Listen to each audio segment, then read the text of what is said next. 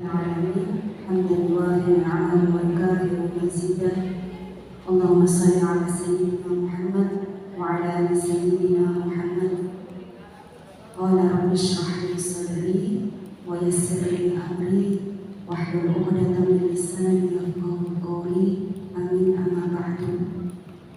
Yang saya hormati Dewan Pembina Muslimah Masjid Ukhuwah Islamiyah Bunda Bubu, kemudian seluruh panitia dari Muslimah Masjid Ukhuwah Islamiyah, dan juga para ibu semuanya yang hadir di pagi hari ini. Semoga Allah berkahi duduk kita di majelis ilmu ini, dicatat sebagai kebaikan, dan semoga ini menjadi saksi hujah kita nanti di hadapan Allah dan juga di hadapan Rasulullah, karena Rasulullah itu menyukai umat beliau yang lelah untuk hadir di majelis ini. Salawat serta salam sama-sama kita aturkan kepada Rasulullah SAW beserta keluarga beliau dan sahabat-sahabat beliau semuanya. Baik, ibu-ibu, ada yang pertama kali hadir di sini? Tidak ada nih? Tidak ada, Masya Allah. Sudah setiap bulan di sini, Masya Allah. Baik, saya tanya dulu, ada yang pernah pakai GPS? Sering pakai Google Maps? Ada sebagian yang mungkin pakai, ada sebagian ibu yang nggak pakai. Karena kadang ibu-ibu itu susah baca peta, betul? Jadi diserahkan kepada Pak Sopir alias Pak Suami, ya kan? Nah baik, di zaman seperti ini kita banyak terbantu dengan GPS atau mungkin Google Maps ya, untuk menuju ke suatu tempat yang baru pertama kali kita hadiri. Jenengan misalkan dapat undangan ke rumah teman untuk kondangan misalkan, baru pertama kali ke sana, kemungkinan jenengan akan tanya dulu ada enggak GPS-nya, ada enggak link maps-nya. Ya. Baik, meskipun ya dalam realitanya kita itu kalau pakai GPS sering juga disasarkan sama Google. Iya betul. Jalannya bulat, gak karuan-karuan, belok kanan, belok kiri gitu ya, jebulnya sama sawah. Baik. Nah, jadi meskipun kita berusaha pakai GPS itu ya lumayan membantu lah, meskipun gak 100% membantu. Gitu. Nah, jika kita pakai GPS terus kemudian di tengah jalan HP jenengan lowbat, ya, terus kemudian nggak ada sinyal, akhirnya tidak bisa mendapatkan lokasi yang kita tuju dengan tepat, betul? Nah, baik. Maka apa yang akan kita lakukan biasanya? Kembali tanya ke orang lain. Nah, betul, GPS ya. Jadi apa itu kepanjangannya? GPS, gunakan penduduk setempat. Nah, misalnya, jadi kepanjangan GPS itu ternyata sekarang adalah gunakan penduduk setempat. Dengan tangga turun dari motor dan mobil terus tanya, ini arahnya ke mana? Seperti itu. Nah baik, ini serupa sebenarnya dengan hidup kita. Karena apa? Karena kita semuanya tahu bahwa kita ini tidak hanya hidup di alam ini saja. Kita tidak hanya hidup di alam dunia saja. Setelah kita meninggalkan alam dunia ini, kita akan ke alam mana? Dunia lain. Ya, alias ada alam barzakh, kemudian nanti kita juga akan ada alam akhirat. Nah, di alam akhirat itu tujuannya hanya dua. Tempat yang kita tuju hanyalah satu sebenarnya, yaitu surga Allah Subhanahu wa Ta'ala. Cuman di sana pilihannya ada dua. Kalau nggak surga ya neraka. Kalau kita di dunia disasarkan oleh GPS atau mungkin disasarkan pakai GPS, ya kan, bayangkan kalau di akhirat kita mau ke surga, naudzubillah, lah kok nyasar berarti piye? Nah ini yang mengkhawatirkan.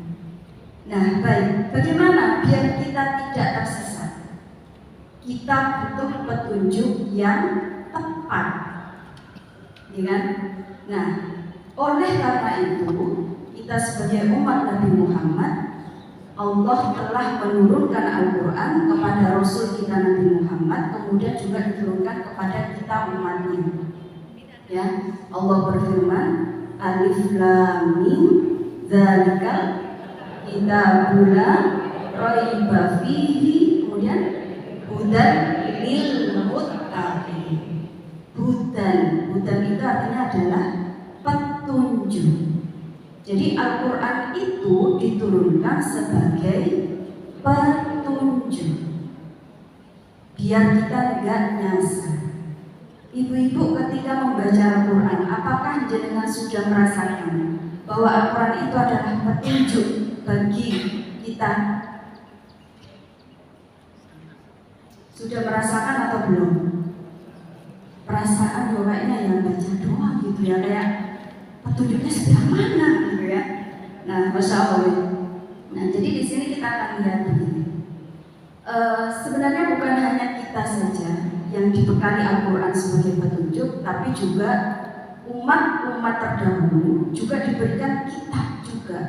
Makanya wa anzalat Taurata wal Injil min qabl. Jadi ada Taurat, ada Injil yang diturunkan kepada Rasul yang sebelum Rasulullah Muhammad SAW. Nah, baik. Jadi sekarang pertanyaannya adalah begini. Bagaimana kita bisa menjadikan Al-Quran itu sebagai petunjuk bagi kita? Pertanyaannya adalah itu. Perasaan kalau baca Quran udah dibaca terjemah lagi petunjuknya sendiri, karena kita tidak bisa merasakan petunjuknya. Padahal tujuan utama diturunkan Al-Quran adalah sebagai hudan, selain sebagai yang lain-lain, misalkan Nun Sewu rotok-rotok dari jimat misalnya, mojo surat Al-Waqiah sekian cek biar dapat rezeki yang lancar gitu ya. Nah rotok-rotok seperti itu biasanya ya. Perasaan kok yang terasa ininya, atau misalnya kita ngerasanya Quran sebagai obat buat obatin orang yang kena jin misalnya, kesurupan baca Quran seperti itu. Tapi Quran sebagai petunjuk inilah yang kita mungkin belum merasakan secara efektif, gitu ya. Sekarang kita renungkan bersama begini. Di sini ibu ada model yang suka GoFood, ada hampir semua ya, Masya Allah. Ada nggak yang juara GoFood setiap hari pesen GoFood nggak masak dari awal nikah? Ada? Wah, langsung nanti marah-marah suaminya ya, habis jatah bulanan ya, Masya Allah ya. Terus ada mbak ibu yang suka ngumpulin resep masakan, tapi kapan-kapan boleh masak ini, ternyata sama. Masya Allah. Nah baik, ibu-ibu bisa masak dari mana? Jenengan berumah tangga bisa masak. Jenengan belajar dari mana? Dari orang tua, dari Simba. Ada nggak yang dari majalah? Ada yang dari YouTube, TikTok, Instagram? Masya Allah. Nah baik.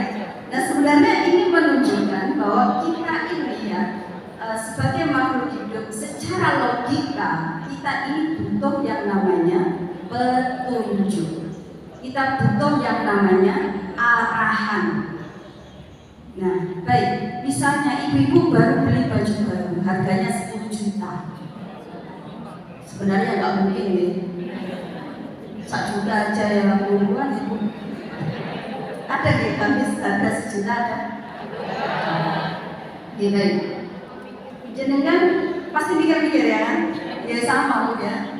Kami sergone 1 juta. Baiklah, misalnya jenengan nggak beli, misalnya jenengan dikasih hadiah sama suami tercinta. Pun sebagai rasa cintaku tak kasih hadiah gamis, jangan cekul. Ternyata harganya 1 juta. Nah, jenengan pasti akan jaga banget.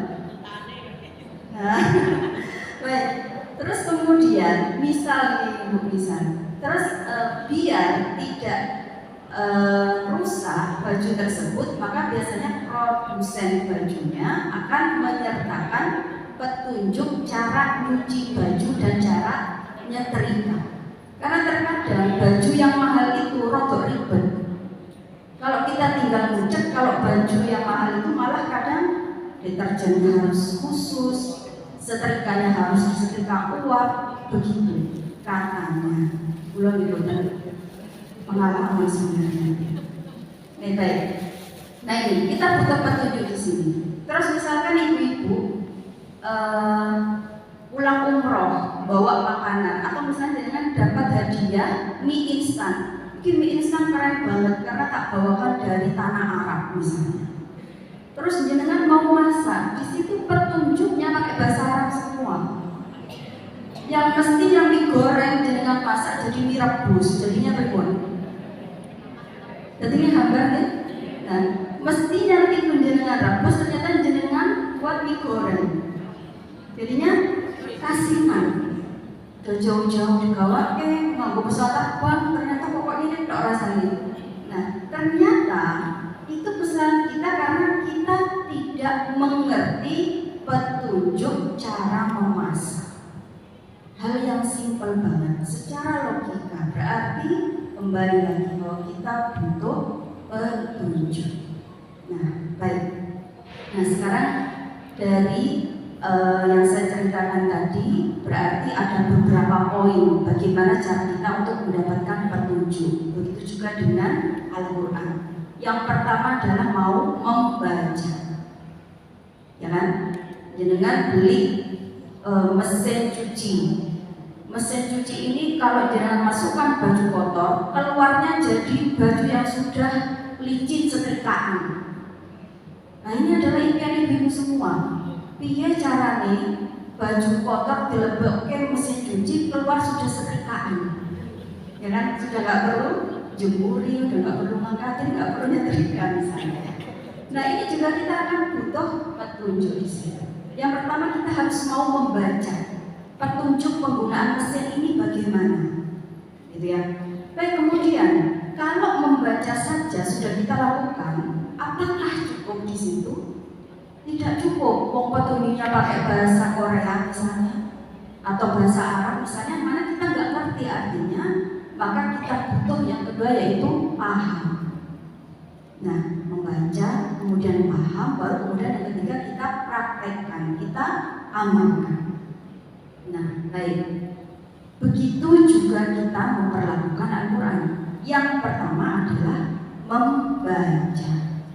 Gimana kita mau dapat petunjuk dari Al-Quran kalau baca saja, langkah yang pertama saja itu jarang kita lakukan. Jadi yang pertama adalah membaca dulu. Ya, kita belum bicara yang menghafal, belum bicara yang bagaimana tadabburnya, bagaimana cara mendapatkan petunjuk dari situ. Yang pertama adalah membaca. Dan Masya Allah, Al-Quran menurunkan kepada Allah menurunkan Al-Quran kepada kita, ya.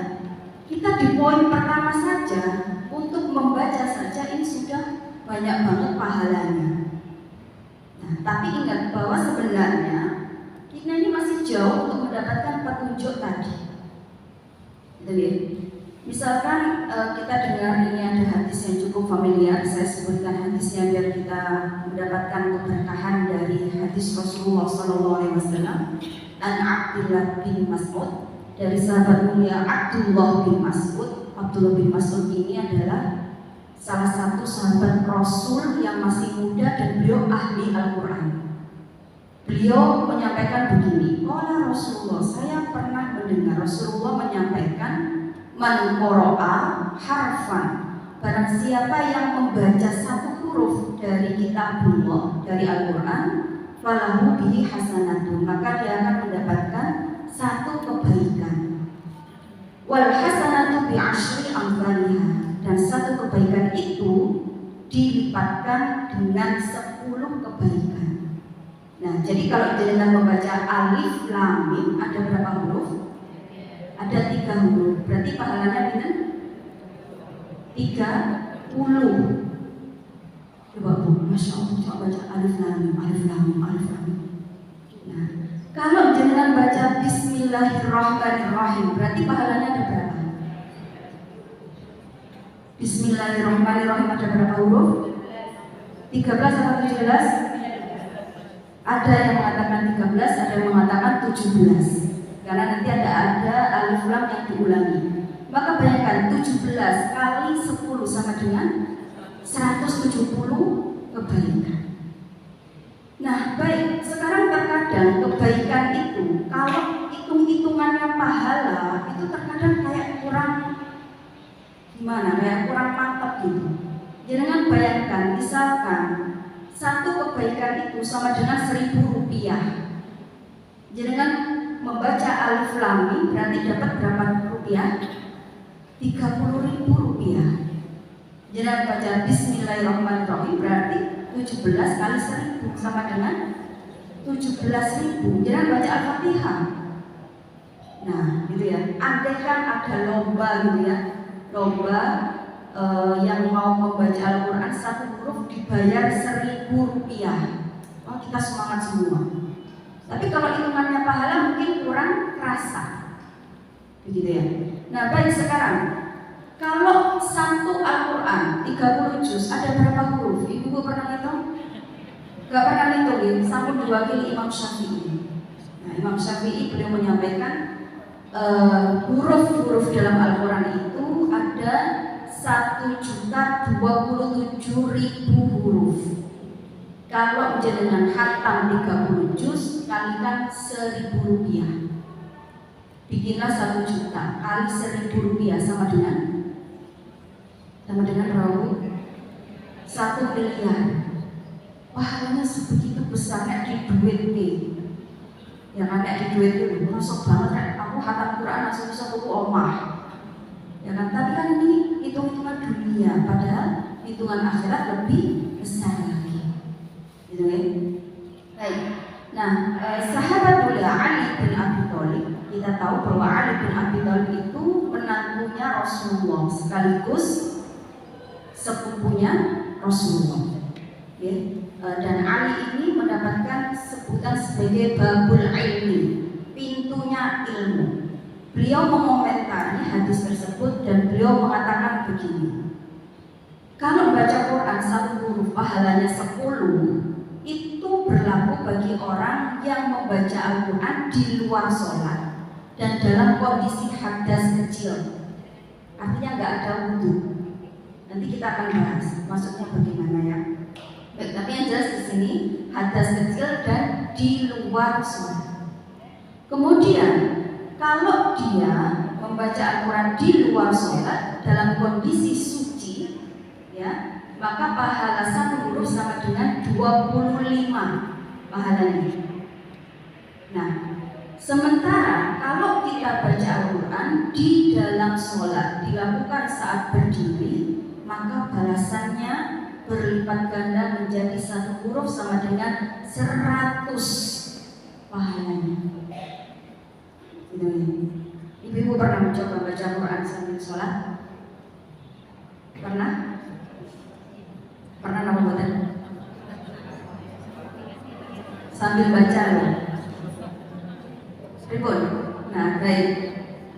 Jadi sebenarnya kalau baca Quran sambil sholat itu boleh apa nggak boleh? Nah, kan gitu nih. Jadi sebenarnya yang harus kita garis bawahi di sini bahwa ulama sepakat, ya, sesuatu keutamaan. Di sini ada 2 keutamaan. Melakukan sholat adalah keutamaan, baca Quran juga keutamaan. Kok dikombinasikan? Nah, ini akan menjadi amalan yang super keren banget, gitu ya. Maka sebenarnya di sini ada ikhtilaf fuqaha. Saya akan sampaikan. Yang pertama dari madhab Syafi'i, karena kita kebanyakan mayoritas madhabnya Syafi'i. Dan di sini juga digunakan oleh madhab Hanabilah atau Hambali bahwa jawazul qira'ah minal mushaf fi sholat lil imam. Seorang imam boleh membaca Al-Quran ketika dalam kondisi sholat. Wal munfarid, dan jenengan dalam kondisi sholat sendiri. Ini diperbolehkan. Dan tidak ada perbedaan baik sholat fardu maupun sholat sunnah. Kemudian di sini kita akan lihat, berarti menurut dua mazhab ini diperbolehkan. Kemudian yang kedua, pendapat dari Imam Abu Hanifah, beliau mengatakan bahwa kalau membaca Quran sambil sholat maka tufsiduha, itu akan merusak sholat kita, berarti akan membatalkan sholat kita. Karena apa? Karena dia akan melihat Quran, kemudian dia akan sibuk bolak-balik. Ini dari pendapat dari mazhab Hanafi.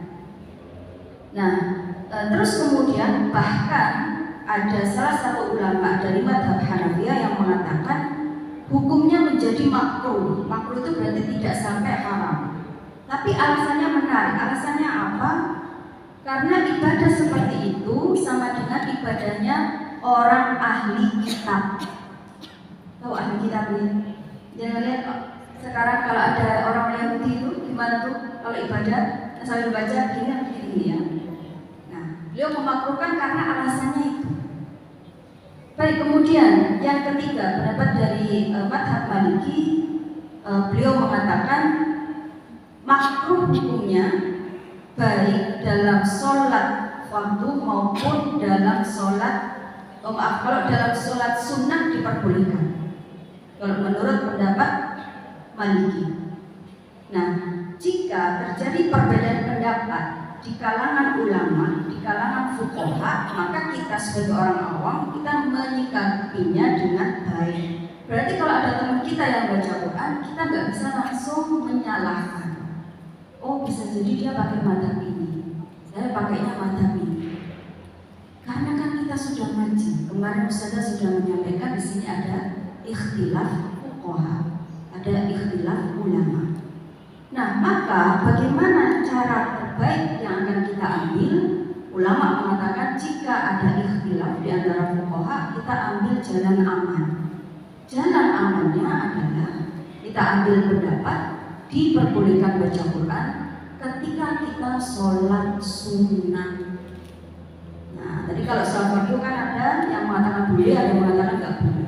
Tapi kalau sholat sunnah, hampir semuanya mengatakan boleh. Gitu ya. Nah, di sini kita akan lihat nanti caranya ibu-ibu jika dengan punya tempat apa kayak namanya standing game seperti ini, yaitu kalau ada mushaf yang besar, kayaknya di Indonesia itu ada, itu sangat membantu. Jadi kita nggak perlu gerak-gerak tangannya bolak-balik, gitu ya. Setahu saya dijual online. Saya punya soalnya di rumah itu kalau dibuka seperti ini itu 1 meter panjangnya dan itu lebar. Dan kalau 2 halaman kita sholat sini dan sini itu sudah membaca 1/8 juz. Jadi kalau jenengan sholat 8 rakaat, misalkan kita akan Ramadan nanti biasa tarawih misalnya minimal 8 rakaat kita selesai 1 juz. Masya Allah, nggak kerasa bagian latihan sih. Kalau awal-awal ya ngomong merasa semua terus sih, nah kayak gitu ya. Nah baik, terus kemudian kalau misalnya nggak punya, nah itu ada yang menyiasati dengan cara fotokopi. Katanya kalau fotokopi itu bisa dibesarkan, bisa seperti itu nanti ditempel atau apalah caranya seperti itu, biar kita nggak bolak-balik. Kalau nggak punya lagi berarti kita bisa pakai mushaf yang kecil. Jenengan sholat sambil jenengan pegang. Nah, kalau jenengan mau ruku maka letakkan meja di sebelah jenengan, letakkan Quran di situ, jenengan kemudian ruku. Ya jangan taruh di lantai. Dan pakai mushaf, bukan pakai HP. Kalau HP kan ada aplikasi Quran nih. Saya khawatir jenengan lagi sholat, HP-nya bunyi, jenengan angkat, saya lagi ngapain lagi sholat? Loh, ngomong. Aku lagi pegang, jangan seperti ini. Nah, baik. Jadi di sini kita akan lihat ya, kita ngumpulin pahala sebesar misalnya sebanyak-banyaknya melalui sholat sunnah. Gitu. Nah, ibu-ibu yang dirahmati Allah, karena pahala membaca Quran ini sangat besar, maka kita akan mendapati biografi ulama salafus saleh itu mereka memiliki hubungan yang sangat erat dengan Al-Quran dari membaca dulu, ya. Apalagi nanti ketika masuk bulan Ramadan, tadi disebutkan syahrul Ramadan, kemudian apa? Syahrul Ramadan alladzi unzila fihil Quran. Bulan Ramadan itu adalah bulannya Al-Quran. Banyak-banyak kita membaca Al-Quran, gitu ya. Insya Allah kita akan ketemu Ramadan bulan depannya. Ya Rabbal Alamin. Saya sebutkan kebiasaan ulama salaf dulu bagaimana. Mereka setiap qiyam Ramadan itu berarti setelah sholat isya, itu sudah disebut sebagai bulan qiyamul lail. Jadi ibu jangan mendefinisikan yang namanya qiyamul lail itu harus melek bunyi setelah tidur, tidak seperti itu. Jenengan setelah melakukan sholat isya, jenengan tarawih itu sudah qiyamul lail namanya. Ya, nggak perlu tidur dulu. Nah, baik, ulama salaf dulu mereka ketika qiyam Ramadan mereka akan menghatamkan Al-Quran setiap 3 malam sekali. Jadi setiap malamnya 10 juz. Wabadu fi kulli sab'in. Sebagian ada yang menghatamkannya dalam waktu 7 hari, ada yang menghatamkannya dalam waktu 10 hari. Nah, Imam Qatadah beliau menghatamkan Al-Quran itu 7 hari sekali. Nanti kalau Ramadan beliau hatamannya setiap 3 hari sekali, dan di 10 hari terakhir bulan Ramadan setiap hari khatam Quran. Masya Allah ya. Kemudian emak-emak seperti kita, namanya adalah Hafsah bintu Sirin, ini adalah ulama dari zaman tabi'iyah. Beliau itu kalau khataman Quran ibu 2 hari sekali. 2 hari sekali, emak-emak kayak kita. Kalau kita mungkin, ya kita juga sibuk masak, asal-asal macam-macam. Ini ada ulama yang perempuan juga ya kan.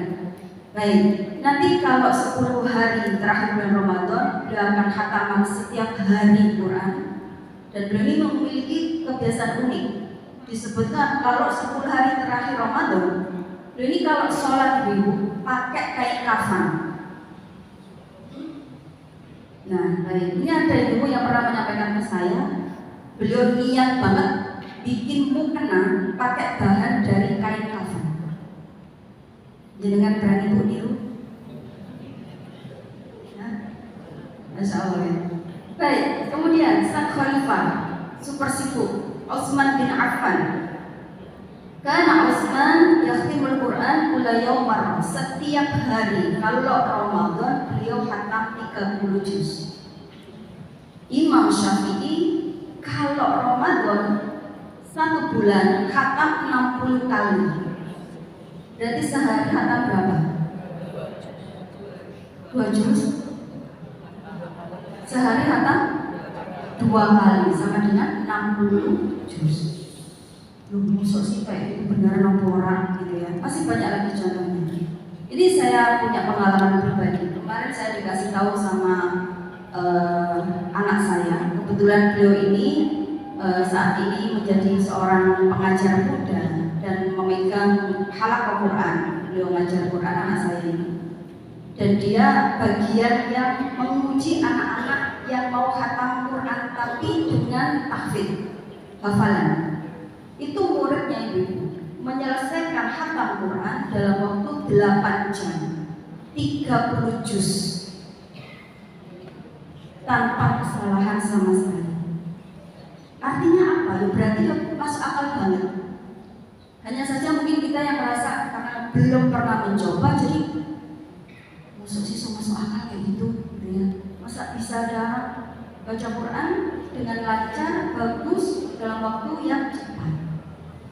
Kalau dia hafal dan dia lancar itu biasanya 15 menit hingga 20 menit. Ya, 15 hingga 20 menit itu dapat 1 juz. Berarti 1 jam dapat berapa juz? 4 hingga 5 juz. 6 jam berarti dia selesai 30 juz. Masuk akal banget. Gitu ya. Baik. Dan masih banyak lagi contohnya. Nah, sekarang bagaimana kita? Kita sanggup boten khatam Quran sebegitu seringnya, baik di dalam Ramadan maupun di luar Ramadan. Sanggup napa boten? Sanggup napa boten? Latihan dulu. Latihan dulu. Cek boten jeglek ya. Baik, kita akan latihan. Kita akan belajar dari riwayat sahabat mulia Abdullah bin Amr bin As. Kita akan mengetahui dari riwayat ini standar yang sedang sebaiknya khatam Quran itu berapa lama. Sahabat mulia Abdullah bin Amr bin As ini adalah seorang sahabat muda juga. Ya, waktu itu si Abdullah ini dinikahkan oleh ayahnya. Ayahnya adalah Amr bin As. Amr bin As ini nantinya akan menjadi seorang gubernur yang membangun masjid pertama di Afrika. Itu ada di Mesir. Jangan kalau jalan-jalan ke Mesir bisa singgah ke masjid ini. Sampai saat ini masih ada Masjid Amr bin As. Ya. Nah, sahabat Amr ini punya anak. Jadi namanya adalah Abdullah. Abdullah ini dinikahkan, ya. Dinikahkan oleh seorang wanita namanya Ummu Muhammad bintu Mahniyah. Wanita ini terkenal cantik dan memiliki kedudukan yang tinggi. Maksudnya dia anaknya seorang petinggi, gitu ya. Anggaplah kalau saat ini ya anaknya presiden mungkin seperti itu. Nah, dinikahkan si Abdullah ini sama bapaknya. Nah, setelah menikah maka si bapak ini kepo. Saya nggak tahu, mungkin ibu sudah ada yang menikahkan putra putrinya. Jangan suka dia pembuatan sama rumah tangga anak-anak. Ini sahabat mulia Abdullah Amr bin As ini kepo. Keponya apa? Beliau kepo karena bagaimana perilaku Abdullah dalam memperlakukan istrinya, baik apa enggak ke istrinya. Nah, maka ayah yang kepo ini yang berarti ya boleh-boleh saja. Ya kan? Kemudian beliau berinisiatif menanyai menantunya. Mungkin kalau zaman sekarang duduk piye bojomu, baik apa enggak perilakunya ke kamu. Jangan-jangan suka mukul, jangan-jangan suka tidak menunaikan hak dan sebagainya. Maka si menantu ini menjawab, ni'mat rajulu min rajulin. Mantunya bilang begini, Pak, putra jenengan ini adalah lelaki yang luar biasa, gak ada duanya. Menantunya baik banget ngomong seperti itu. Lam yatok lana firasya. Ini bahasanya agak syair. Dia tidak pernah menjadikanku sebagai alas tidur. Walam difattish lana kanafan mundu adainahu. Dia juga tidak pernah mengintip penutup tubuhku. Paham salah sini ibu? Paham ya? Maksudnya apa? Kalau laki-laki yang baik berarti dia nggak pernah ngintip, berarti matanya terjaga. Kemudian dan juga tidak pernah menjadikanku sebagai alas tidur. Paham sampai sini? Berarti apa? Berarti si Abdullah ini tidak pernah memeluk dan meniduri istrinya. Jadi istrinya diamburi. Masya Allah ya. Nah baik, maka si ayah ini menunggu dulu. Jebule anakku ya, padahal bujune ya ayu, ya. Maka kemudian karena ditunggu tidak ada perubahan, Rasulullah pun menjadi tujuan terakhir dari si ayah tersebut. Maka beliau menghadap kepada Rasulullah menceritakan perilaku anaknya. Pengantin baru kok kayak ya. Baik, maka kemudian Rasulullah memanggil Abdullah dan ditanya, Abdullah, nah kaifa tasum? Ditanya dulu, kamu kalau puasa sunnah biasanya gimana? Maka Abdullah menjawab, asumu kulla yaumin. Saya itu kalau puasa sunnah ya Rasulullah setiap hari. Wa kaifa takhtimul Quran? Kamu kalau khataman Quran bagaimana? Fa ajabahu akhtimu kulla lailatin khatmatan. Setiap malam saya khatam 1 kali 30 juz. Fix.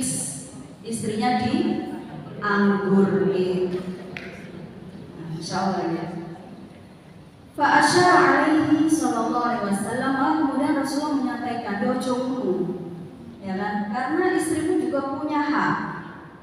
Maka kemudian Rasulullah menyampaikan begini, sekarang kalau kamu mau puasa sunnah, maka lakukan kullu syahrin salasa ayam, 3 hari saja dalam sebulan.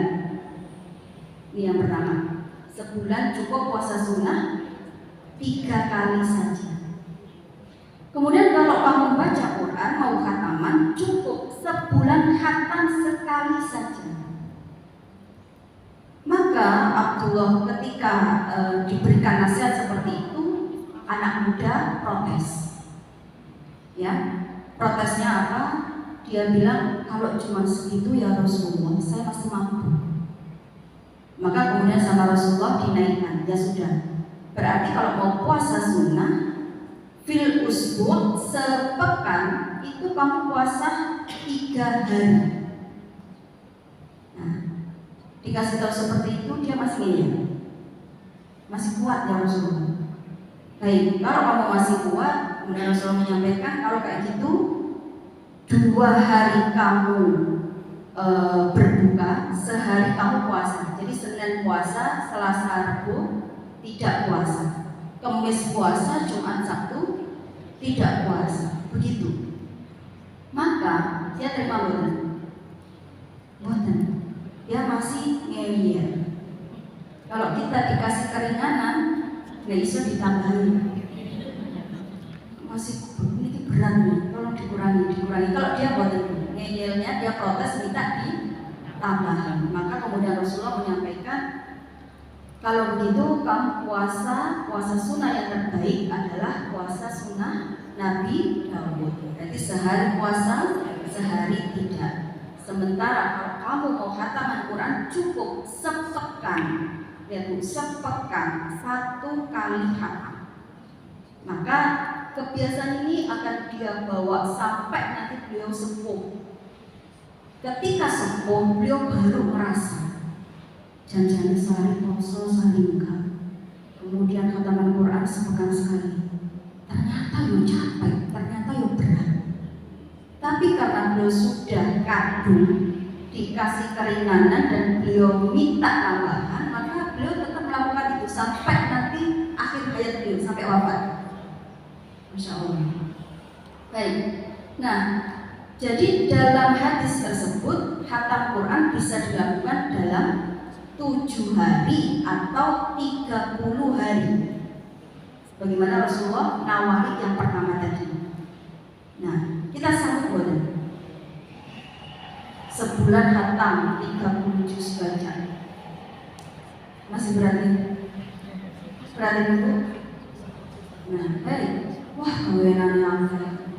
Belum lagi nanti kita kerja, belum lagi ngurusin suami, ngurusin anak, ibadahnya juga besar. Nah, maka ulama memberikan standar lagi, diturunkan standarnya. Kemudian Imam Abu Laits beliau mengatakan begini, ya sudah, berarti kita bikin kesepakatan an yakhtimal Quran fi sanah marratan. Maka kalau begitu 1 tahun cukup khatam 2 kali saja. Waqala Abu Hanifah, Imam Abu Hanifah menyampaikan, man qara al-Quran, barang siapa yang membaca Al-Quran fi kulli sanah, dalam 1 tahun khatam 2 kali, faqad ada haqqahu, maka dia sudah memberikan haknya Al-Quran. Kalau yang ini lebih ringan, betul? Setahun khatam 2 kali.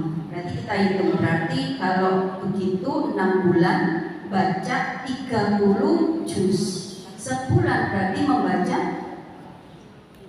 sebulan membaca 5 juz. Berarti seminggu membaca 1 juz seperempat. Coba ibu hitung, 1 juz itu 20 halaman. Berarti kalau 1 juz per 4 sama dengan 25 halaman. Nah, sehari sama dengan 4 halaman. Gitu? 25 dalam seminggu, berarti 25 dibagi 7. Berarti sehari kita 4 halaman. Sanggup nopo? Ya. Sehari berarti 4 halaman, bukan 4 lembar. 4 halaman sama dengan berapa lembar? 2 halaman. Masya Allah. Buat latihan dulu. Gitu? Nah, baik, sekarang afdol baca Qur'annya kapan? Afdolnya adalah waktu fajar. Wa Qur'an al-fajri inna Qur'an al-fajri kana mashhudan. Ya, di waktu sebelum sholat subuh, di waktu setelah sholat subuh. Ini adalah waktu-waktu yang afdol sebenarnya. Tapi, nah, mak-mak kewenangannya apa? Ya kan? Misalnya kalau dicicil boleh. Habis subuh mungkin kita masih lumayan, masih bisa baca 1 halaman. Berduhur, habis duhur itu harus masak, jemput anak misalnya, ya skip baca Quran. Habis sholat asar, kadang masih harus resik-resik, mandiin anak-anak, ya kan, macam-macam. Ngantar ke TPQ mungkin, ya sudah, nggak bisa baca Quran. Habis maghrib, bisa, insya Allah. Habis isya, bisa, diusahakan. Nah, ini kalau misalnya habis subuh, habis maghrib, habis isya, satu lagi berarti habis sholat tahajud. Itu kalaupun nggak bablas, bangunnya bareng dengan anak-anak. Tapi biasanya ibu-ibu di Indonesia itu luar biasa banget pada bangun untuk sholat tahajud. Gitu ya. Baik. Terus bagaimana kalau belum lancar baca Quran? Bagaimana? Ya harus belajar. Ya. Al-mahiru bil Quran ma'as safaratil kiramil bararah. Orang kalau mahir membaca Quran, maka dia akan dikumpulkan dengan para malaikat nanti di hari kiamat. Ya. Nah, terus kemudian bagaimana dengan yang belum lancar? Walladzi yaqra'uhu wa yata'ta'u fihi. Barang siapa yang membaca Al-Quran dan dia tidak lancar, wa huwa alaihi syaqqun, dan itu membuat lidahnya sangat berat. Kita kalau latihan ain, kita latihan ghain, kita latihan kha, kita latihan ha, hu ain, nga, ha, kha, aduh, kha ngorok, nah masya Allah. Ya ini syak, ini berat. Maka lahu ajroni, pahalanya double, malah dapat 2 pahalanya. Wah, kalau kayak gitu, ada ibu yang bilang gini sama saya, pahala saya baca Quran sama pahala ustazah, banyakkan pahala saya. Lah kenapa? Ustazah baca Quran sudah lancar, saya masih susah, maka pahala saya double. Jadi akhirnya pahalamu timbang pahalanya ustazah. Berarti kalau kayak gitu, biarin aja saya nggak lancar. Ada yang seperti itu ya Bu? Baik, nah berarti kita lihat bahwa orang yang membaca Quran lancar itu dulunya juga melalui proses nggak lancar dulu. Jadi jangan dijadikan dalil bahwa jari ini baca Quran gak lancar pahalanya double, ya wis aku nikiri wae orang usah unggah kelas. Nggih, belajar Iqra atau belajar Umi jilid 1 wae mau naik. Cek gak lancar terus.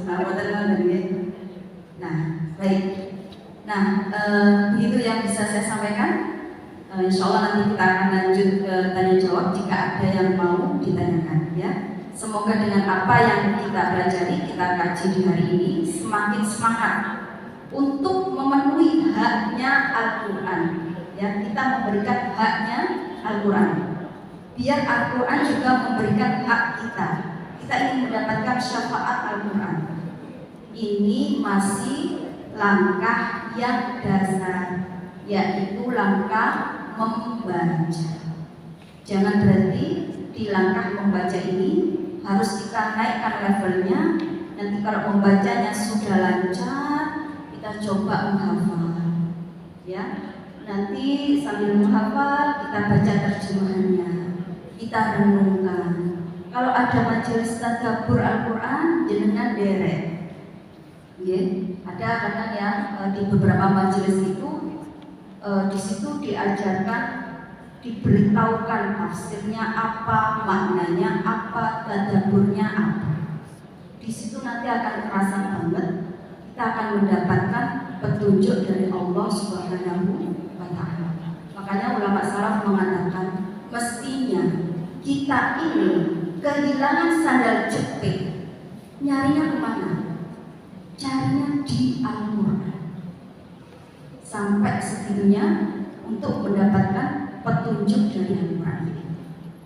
Wallahu ta'ala a'lam bishawab.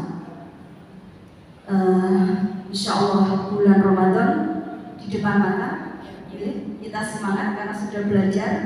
Nanti pahalanya semakin lebih-lebih lagi di bulan Ramadan. Diagendakan, sudah ngaji, diamalkan. Jenengan sampaikan kepada putra putrinya jenengan, kepada suami, kepada keluarga, kerabat. Tadi habis ngaji, mulai sekarang Bunda sudah berniat setiap 6 bulan sekali khatam Quran. Ojo diganggu.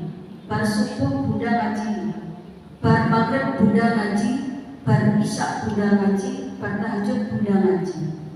Kalau jenengan lancar, maka satu halaman yang jenengan baca itu akan butuh waktu sekitar 10 menit. Satu halaman kalau lancar. Kalau tidak lancar, bisa jadi sampai 30 menit. Ya pahalanya makanya semakin double.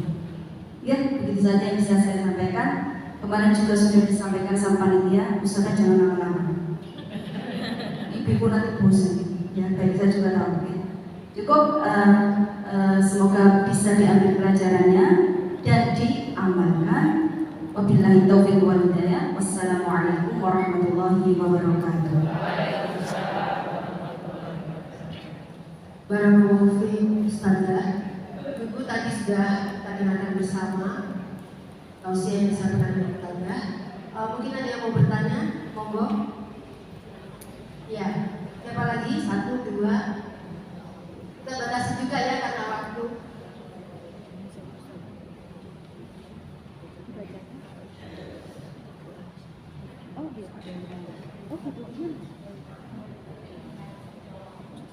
Satu, dua aja. Gas. Oke, sekitar. Oh, satu sana, satu sini. Tenang, satu itu ya. Saya kira dulu saya aja. Tapi gambar kita coba.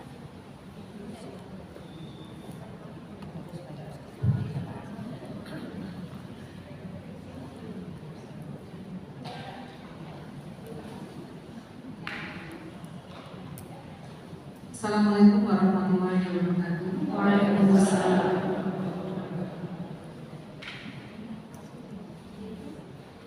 Tanya Ustazah. Yang mana ini? Oh gini, monggo. Disampaikan bahwa Al-Quran itu adalah sebagai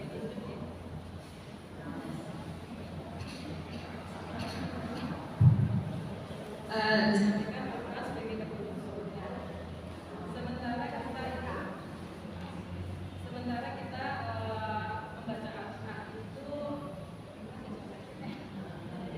Sementara kita membaca Al-Quran itu belajarnya ya dari orang tua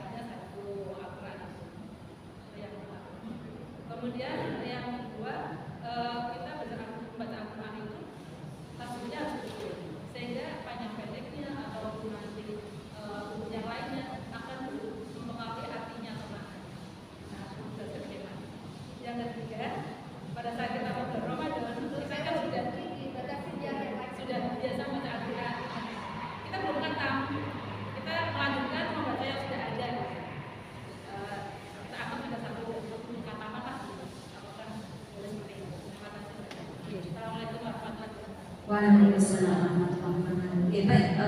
Baca Quran saja itu sudah berpahala tanpa kita ngerti artinya. Gitu. Ini adalah kabar gembira bagi kita semua.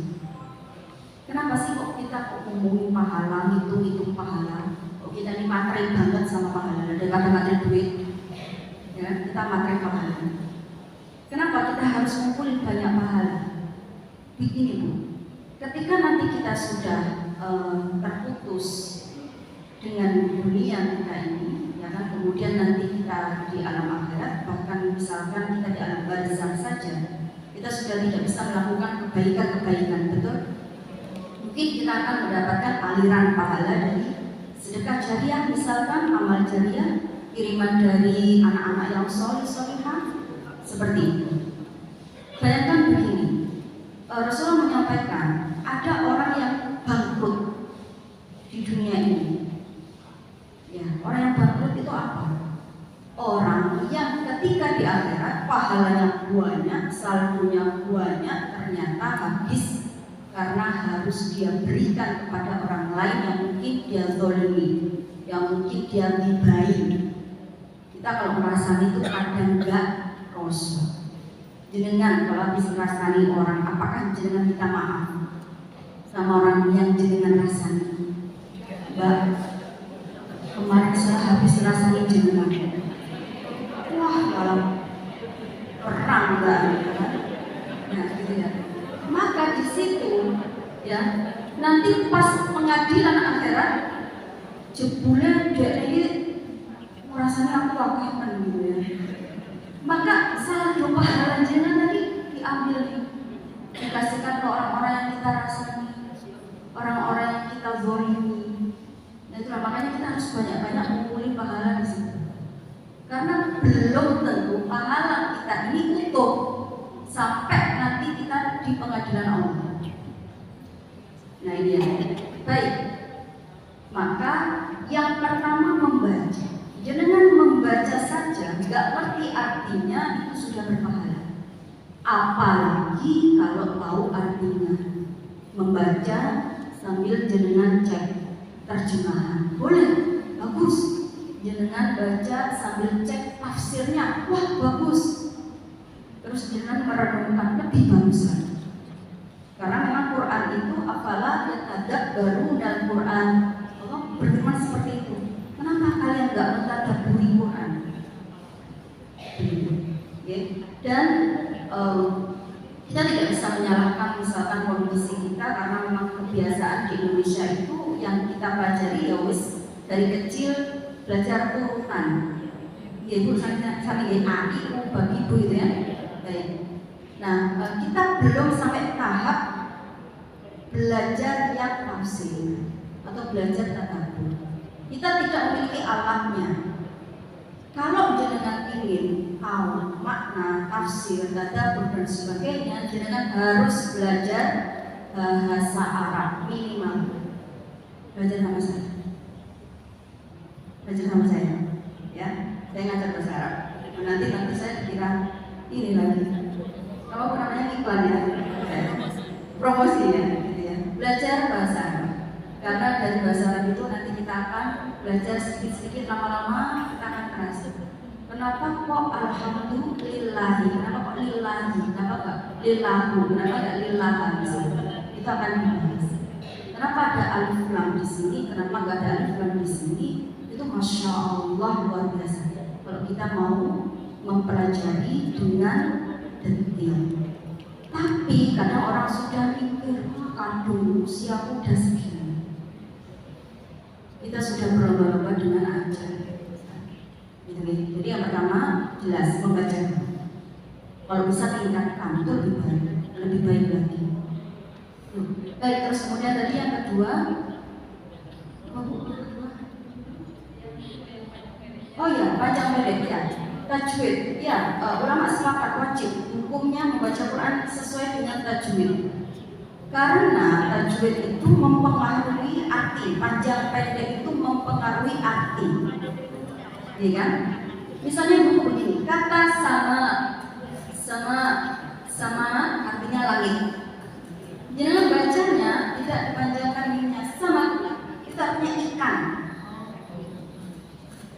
Nah, gitu ya. Omis artinya kemeja. Jadi bacanya khomis artinya hari Kamis. Sukar artinya gula, jadi bacakan sukar artinya orang yang mabuk. Loh, jauh banget. Inna itu artinya adalah kami, dia bacanya inna. Itu artinya sesungguhnya, tapi maksudnya apa? Nah, dan inna ada inna itu sudah beda. Maka wajib membaca Quran sesuai dengan tajwid.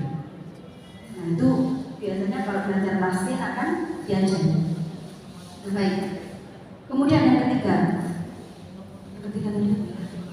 Kalau kita udah ngaji tapi mendekati Ramadan kan belum matang, kita selesaikan dalam sekarang. Baik, misalnya Ramadan belum khatam.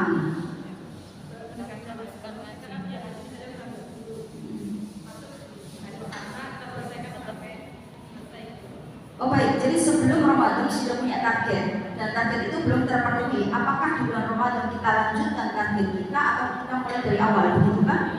Baik, jenengan lanjutkan plus mulai dari awal. Nah seperti itu. Terus kemudian tadarus ya ibu. Sebenarnya begini. Jadi sekali lagi, sebenarnya tadarus itu artinya adalah saling mempelajari. Nah, setiap bulan Ramadan itu dulu Rasulullah selalu tadarus Quran dengan malaikat Jibril.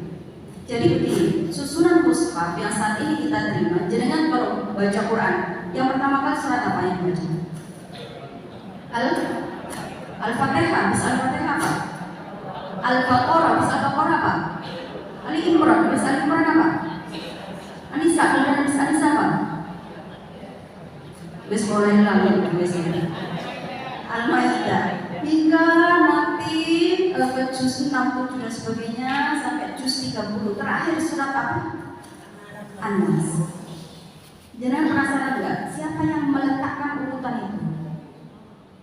Padahal ayat Quran yang pertama turun ke kita adalah Iqra, bacalah, itu ada di dalam surat Al-Alaq juz berapa? Juz 30. Kenapa enggak juz 30 yang ditaruh di depan? Kenapa Al-Fatihah? Setelah itu Al-Baqarah, kenapa? Nah, jadi urutan itu merupakan wahyu yang diterima Rasulullah dari malaikat Jibril dan itu dilakukan ketika bulan Ramadan. Jadi malaikat Jibril bilang begini, letakkan Al-Fatihah.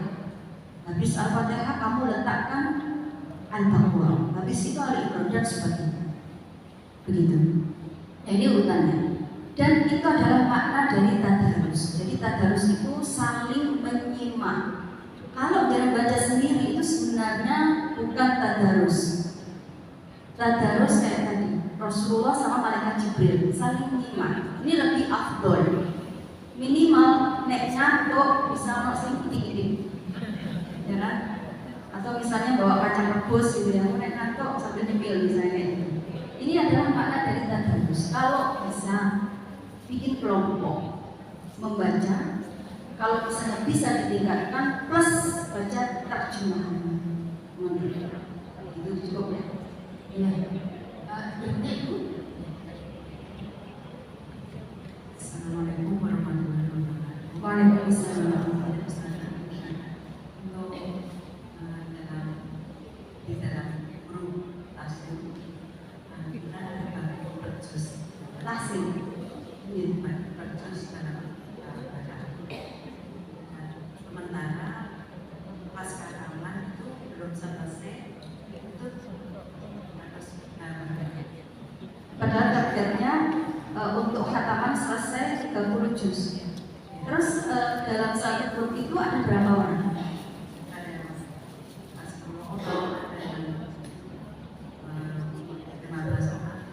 Baik, padahal target khataman 30 juz, judulnya nggak nyampe khataman, nggak nyampe 30 juz. atau belum selesai.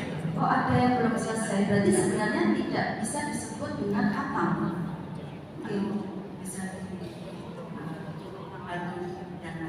Dibantu yang lain boleh, yang membantu itulah yang makin banyak pahalanya. Namun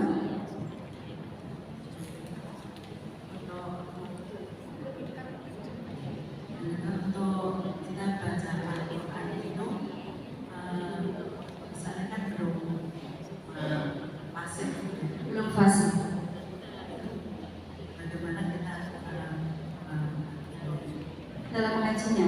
Oke. Yang pertama tadi harus diniatkan belajar dulu. Oke, belajar dulu sebisanya. Dan kalau belum fasih, berarti bacanya ya pelan-pelan saja. Maka itu insya Allah kita akan memberikan hak huruf dari Al-Quran itu. Makanya kenapa pahalanya double.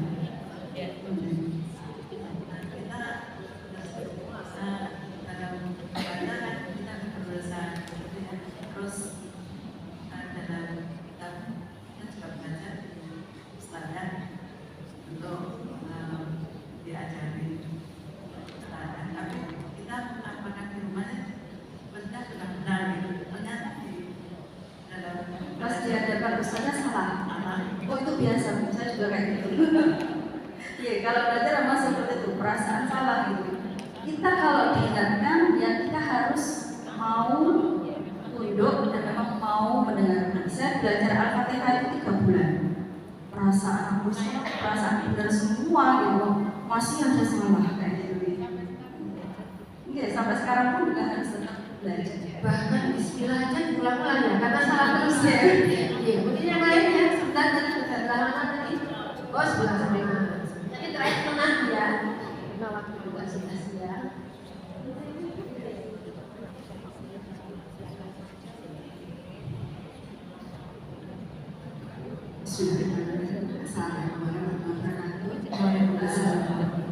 Sebenarnya yang saya akan tanyakan sudah disebut dari Ustazah sedikit, yaitu kenapa penempatan ayat-ayatnya tidak sesuai dengan yang diwahyukan ke Rasulullah. Pertama tadi Iqra, kenapa harus ada di juz 50 yang pertama itu.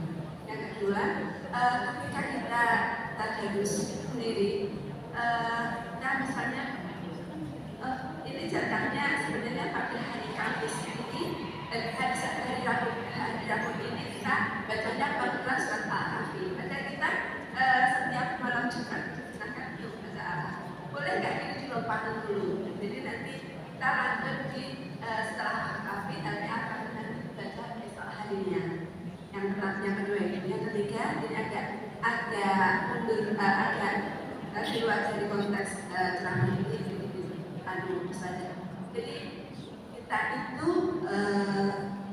pernah ada saya kita tidak boleh berdagang dengan Allah dengan apa yang kita amalkan. Jadi kita tidak boleh misalnya sedekah ini nanti akan mendapatkan lipat ganda dari Allah, itu tidak boleh. Jadi kita ibadah itu seharusnya lillahi ta'ala. Tapi ada dengan kita itu harus berdoa. Kalau tidak berdoa itu kita itu akan menjadikan umat yang sombong bahwa kita tidak akan pernah berdoa kepada Allah. Nah, saya ingin dijabarkan korelasi antara kita tidak boleh berdagang dengan harapan bahwa kita sepertinya kita tidak boleh berharap apa yang akan kita lakukan setelah amalan. Begitu dari teman-teman saya. Assalamualaikum warahmatullahi wabarakatuh. Waalaikumsalam warahmatullahi wabarakatuh. Baik, untuk yang pertama tadi sudah dijelaskan ya. Jadi memang urutan wahyu dan urutan mushaf itu semuanya juga berasal dari wahyu. Urutan turun surat maksud saya. Urutan turun surat itu berasal dari wahyu dan urutan mushaf yang saat ini kita terima juga berdasarkan wahyu.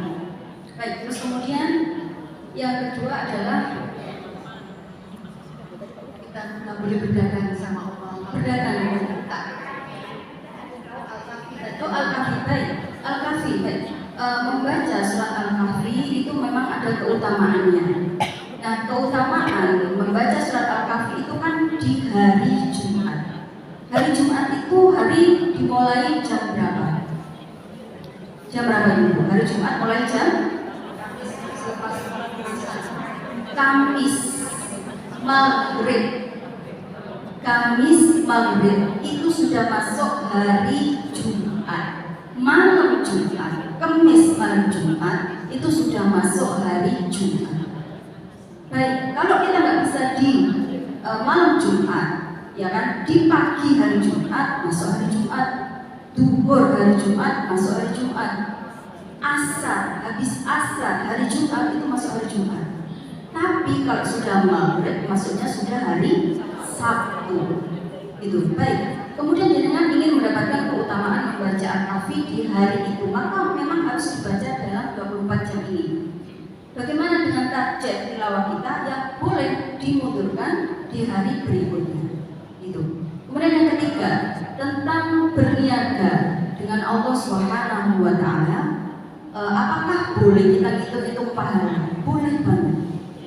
Ya, karena termasuk orang yang membaca Quran, innal ladzina yatlunal kitab, orang yang membaca Al-Quran itu ada hubungannya dengan kelancaran rezeki. Karena apa? Dihitung sebagai amal tijaratan lan tabur. Tijaratan adalah perdagangan yang gak akan rugi. Itu salah satunya adalah membaca Quran. Yang lainnya adalah infak, sedekah di jalan Allah Subhanahu wa Ta'ala dengan jiwa dan juga dengan harta. Kita nggak mampu infak dengan harta, mungkin hidup kita pas-pasan. Kita nggak mungkin jihad dengan nyawa, karena kita tidak berada di medan jihad, tidak di medan perang. Maka kita ambillah amalan, yaitu innal ladzina yatluna kitab, baca Quran. Itu termasuk berdagang dengan Allah, dengan perdagangan yang tidak rugi. Boleh nggak kita hitung pahala? Boleh. Karena memang Allah sendiri juga selalu menyampaikan, kalau kamu infak, maka 1 rupiah yang kamu infakkan itu Allah akan lipat gandakan hingga 700 kali lipat. Itu disebutkan dalam Al-Quran. Berarti ini adalah hitung-hitungan pahala. Diperbolehkan. Terakhir mungkin ya, atau masih boleh nambah? Tadi sebelah tengah tadi siapa ya? Oh iya. Ya, sebentar ya, kelihatan dulu ya.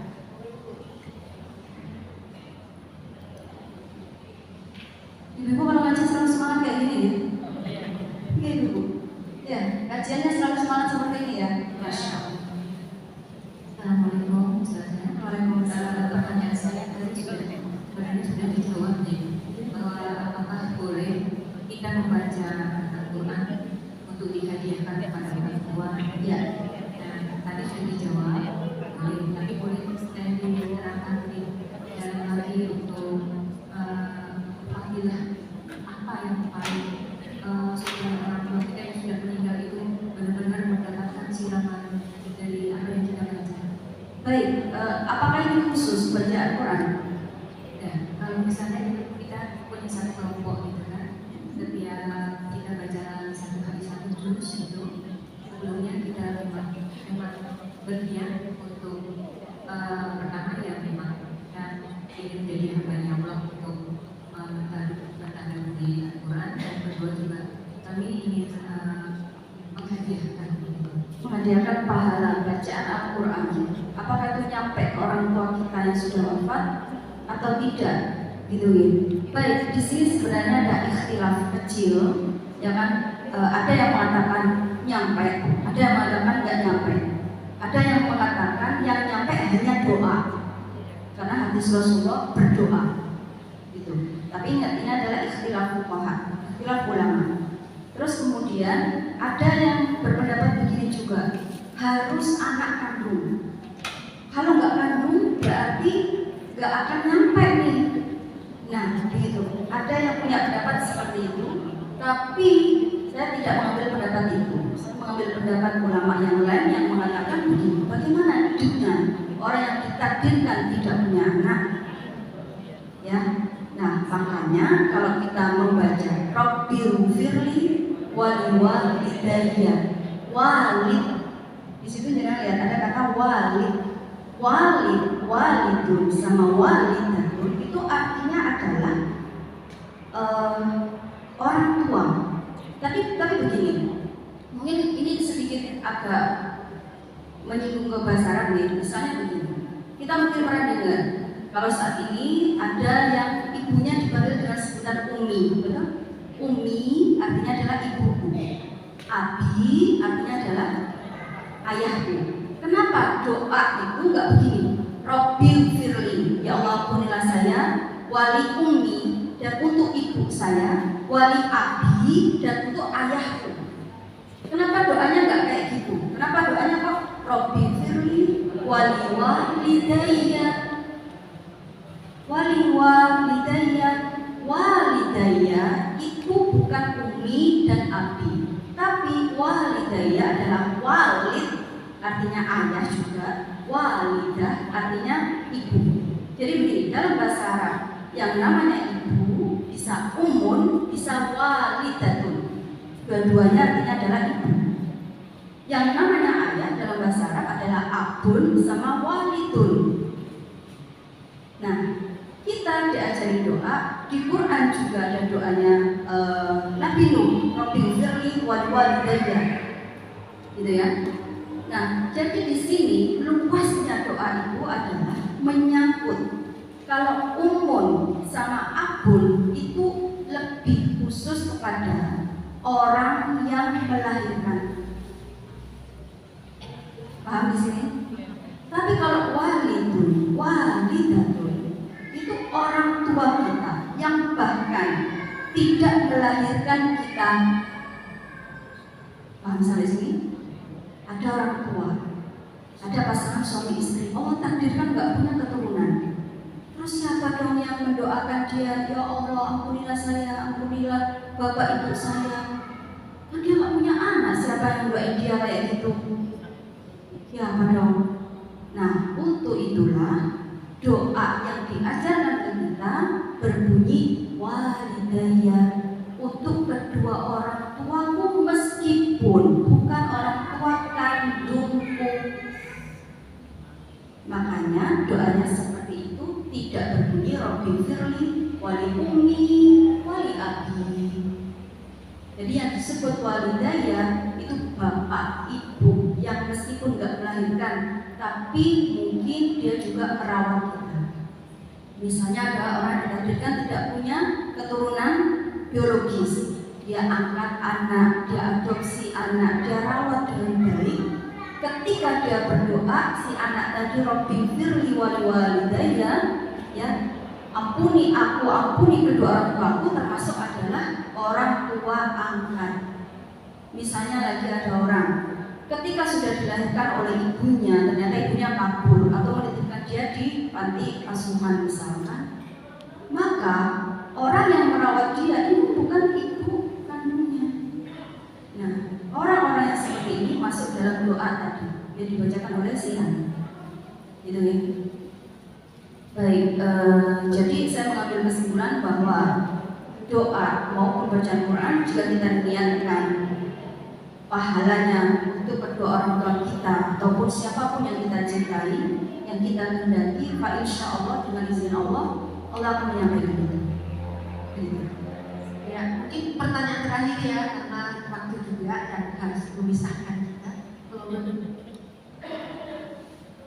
Bismillahirrahmanirrahim. Assalamualaikum warahmatullahi wabarakatuh. Waalaikumsalam. Yang ingin saya tanyakan Ustazah, kami ini punya komunitas yang salah satu kegiatannya adalah khataman Quran secara online.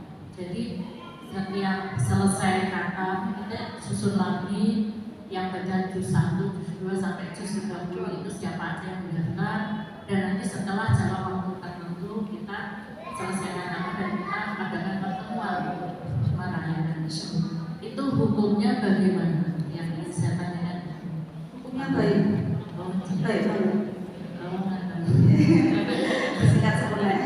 Karena orang itu kan kita tidak tahu ya Ustazah. Misalnya bacaannya bagaimana, apa seperti itu. Jadi yang kita kadang pikirkan apakah itu sah atau tidak, seperti itu, apakah betul atau tidak. Karena kan banyak orang yang melakukan. Yang dikhawatirkan adalah ketika dia ternyata sudah laporan, oke cetak gitu kan. One day one juice itu ya. Saya sudah baca nih juz 18 cetak kayak gitu ya. Yang ini astronot kayak gitu biasanya kan. Atau halangan. Ya itu sudah bagus banget. Ini sudah ada spirit bersama-sama. Adapun kalau dia tidak menyelesaikan targetnya, ya udah pahalanya berhenti di situ ya, segitulah memang dia dapat pahalanya begitu. Terus kemudian itu terus apakah menjadi haram, terus apakah kemudian menjadi berdosa. Nah ini kan bukan sampai seperti itu ya, karena memang baca saja sudah bagus. Cuma kan memang dia menyelisih dari kesepakatan kesepakatan. Karena kan kita maunya selesai 30 juz. Gitu. Assalamualaikum warahmatullahi wabarakatuh. Waalaikumsalam warahmatullahi wabarakatuh. Mungkin sedikit menambah pertanyaan lain Ustazah. Itu apakah bisa dibilang sudah hataman? Karena kan masih misalnya satu grup 10 orang, padahal masing-masing dibagi juz ini. Jadi satu orang tidak lengkap membaca dalam 30 juz itu tetap istilahnya pahalanya sebagai menghatamkan Al-Quran atau hanya sekedar porsi saya yang saya baca berapa juz itu aja? Tidak disebut dengan menghatamkan Al-Quran. Ini dia, tapi ya, jadi belum tidak dibilang hatamkan ya. Walaupun dalam satu grup akhirnya hatam karena setoran sesuai juz yang dibaca.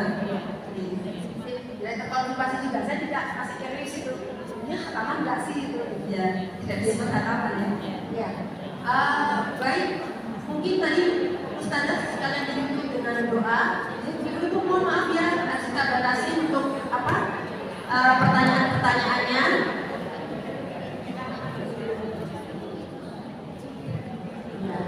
Tadi yang bertanya, alhamdulillah ada sedikit gift ini. Ini buat orang ya. Tadi yang bertanya, oh 5 ya? Oh 1 lagi, maaf. Kalau pertanyaan double, biasanya bukan double. Tadi juga bertanya ada siapa dia Ustazah?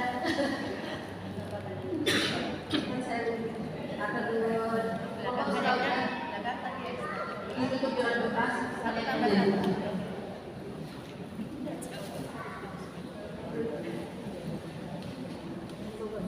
Sama, kita tutup untuk berdoa bersama-sama. Ini ada berita duka dari wafatnya Ibu Musliha. Beliau dari MT Khairul Nisa dan merupakan salah satu jemaah dari masjid di sini dari komunitas Muslimah Ukhuwah Islamiyah Al-Azhar. Betul ya? Baik, yang pertama kita akan mengirimkan pahala bacaan Al-Fatihah kita kepada beliau. Semoga Allah rahmati dan Allah terima semua amal ibadah beliau.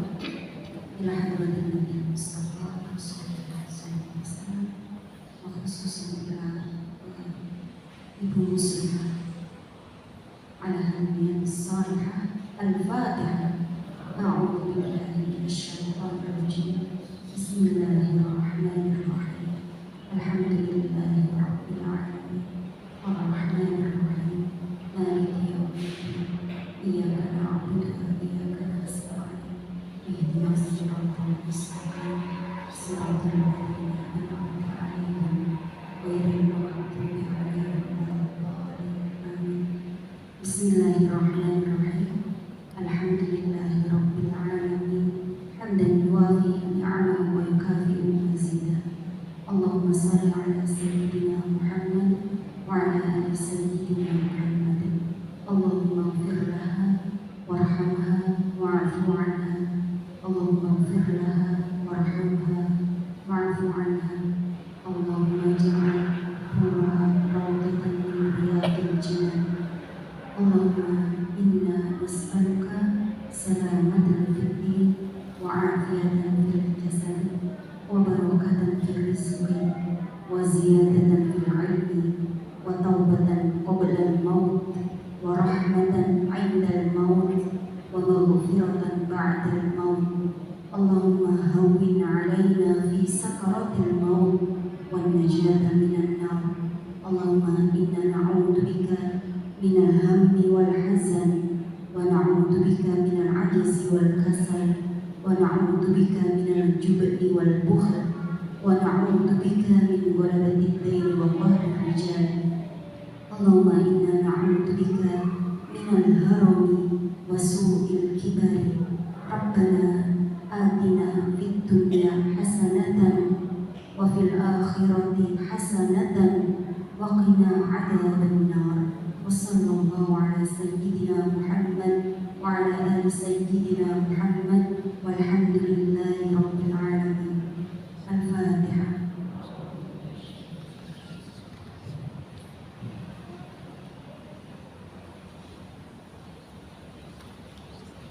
Amin amin ya mujibas sa'ilin.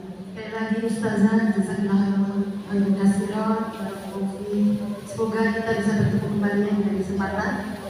kok kita undang. Ibu-ibu, sebelum kita tutup, kita akan dengarkan dulu ada informasi penting dari Ibunda Kongo. Tersuun Gus Adan. Assalamualaikum warahmatullahi wabarakatuh. Untuk ibu-ibu semuanya, yang sekedar pengumuman di mawon, yang mana dalam bulan Ramadan ini kajian untuk minggu ketiga